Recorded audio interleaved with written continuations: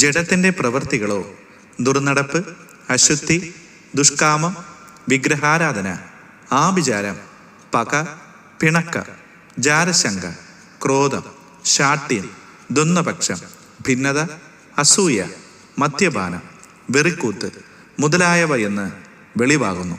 ഈ വക പ്രവർത്തിക്കുന്നവർ ദൈവരാജ്യം അവകാശമാക്കുകയില്ല എന്ന് ഞാൻ മുമ്പേ പറഞ്ഞതുപോലെ ഇപ്പോഴും നിങ്ങളോട് മുൻകൂട്ടി പറയുന്നു.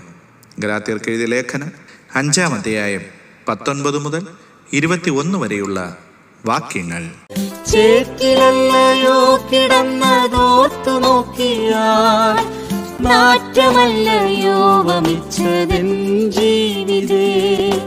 മാറ്റിയല്ലോ എൻ ജീവിതത്തെ മാറ്റമില്ലാത്ത നിന്റെ കൃപയാൽ മാറ്റിയല്ലോ.